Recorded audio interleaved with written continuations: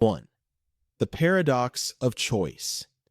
Barry Schwartz argued in his 2004 book that beyond a certain point, more options create anxiety and paralysis rather than freedom.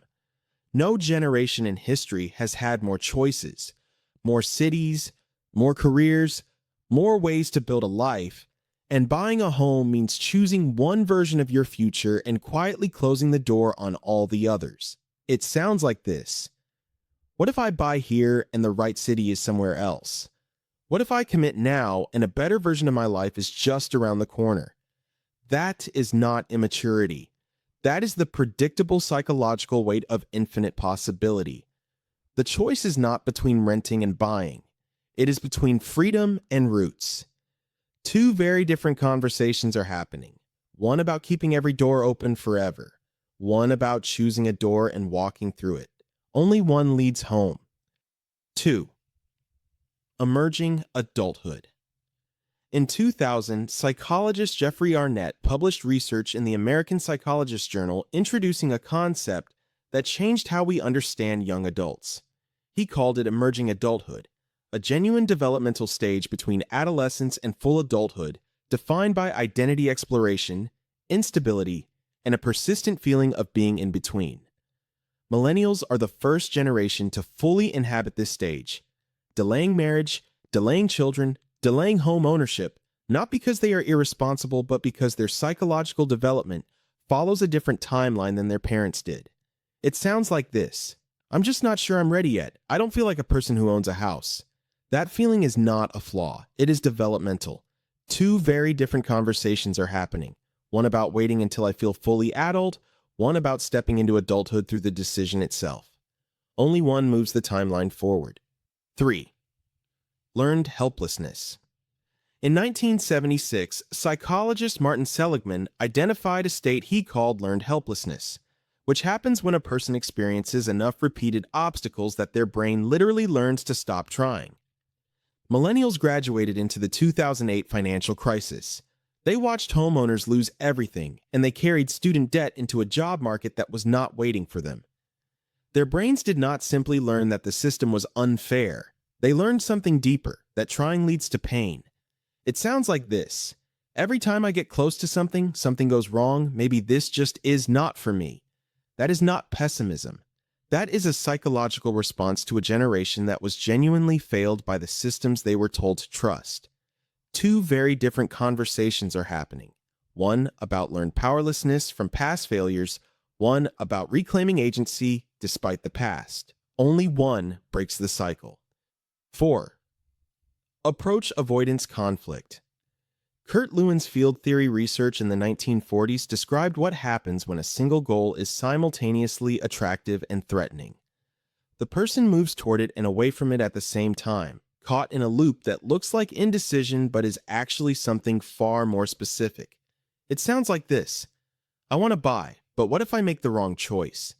I want stability, but I am not ready to give up my freedom. I am tired of renting, but I am terrified of committing. Every option carries a real psychological cost. That is not a weakness. That is a genuine conflict between two deeply held fears operating at the same time. And no mortgage calculator in the world resolves a conflict that lives entirely in the emotional brain. Two very different conversations are happening.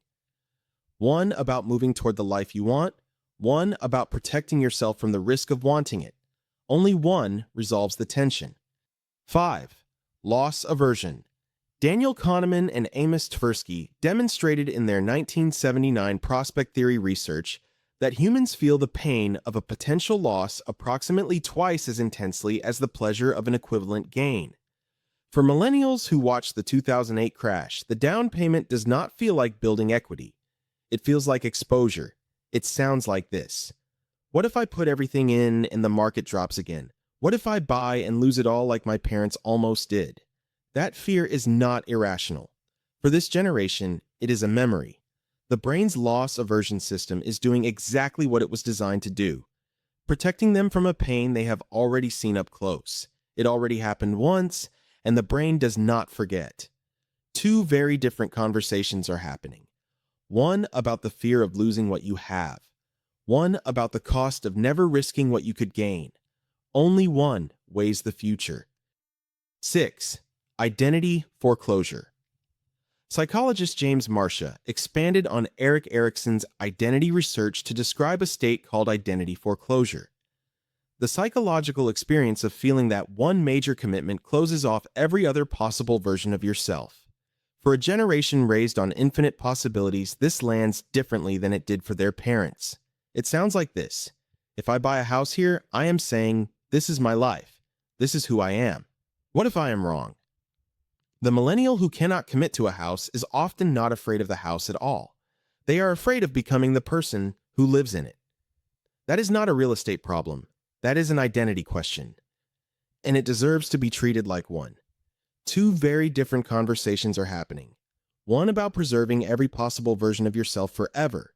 One about choosing a version and having the courage to become it. Only one builds a life. 7. Temporal discounting. Behavioral economists have documented extensively that humans are wired to overvalue the present and undervalue the future. A phenomenon called temporal discounting. When people are under financial stress, this effect accelerates. The future feels distant and unreliable, while the present feels urgent and fragile. It sounds like this. I cannot think about 30 years from now. I can barely think about next month. Buying a home requires trusting a future version of yourself that financial anxiety makes feel completely unreal. That is not short-sightedness.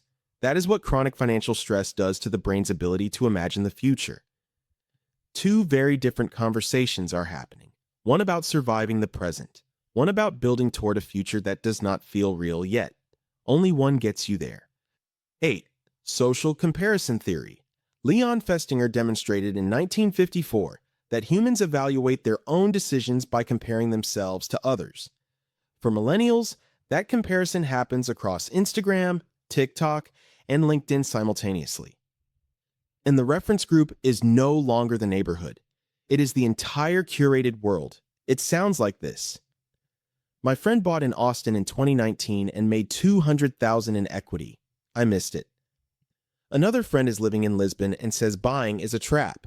I do not know who is right. The comparison is constant. The conclusion is always the same. Wait. But waiting is also a decision, and in real estate, it is rarely a neutral one. Two very different conversations are happening. One about measuring your life against everyone else's highlight reel. One about measuring your life against your own values in your own timeline. Only one is actually about you. 9. Confirmation bias. Peter Wason demonstrated in 1960 that once the human mind concludes, it actively seeks evidence that confirms it and ignores everything that contradicts it. The millennial who has decided that now is not the right time will find an infinite supply of confirmation. Interest rates are too high. Prices are too high. The market might crash. The job might change. It sounds like this. I just want to wait until things settle down. But in 24 years, I have never once seen things settle down in the way buyers are waiting for. Every calm market had a reason to wait. Every rising market had a reason to wait. The confirmation bias does not run out of material. It is working with an unlimited supply. Two very different conversations are happening. One about confirming it is not the right time. One about challenging that belief with action. Only one breaks the loop. The permission problem. This last one does not come from a research paper. It comes from 24 years of sitting across from millennials at kitchen tables, coffee shops, and Zoom calls. Every obstacle you heard today, the debt, the market timing, the fear of commitment, the identity shift, the comparison trap, all of it leads to the same final moment. A moment that is not financial and not clinical. It is simpler and more human than that. It sounds like this. I know the numbers work. I know I am ready. But something is still stopping me, and I cannot explain what it is. What nobody told this generation is this. The feeling of readiness does not arrive before the decision. It arrives because of it. Every millennial who owns a home today felt exactly what you are feeling right now. And they moved forward anyway. Not because they stopped being afraid, because they decided that the life on the other side of the decision was worth more than the comfort of staying where they were. The permission you are waiting for was always yours to give. two very different conversations are happening. One about waiting until it feels right. One about understanding that it feels right because you decided it would. Only one claims the future. If any of this felt familiar, you are not alone. If you found this helpful, give it a like. It helps more people find us. Subscribe so you never miss an episode. This is Real Estate on the Couch.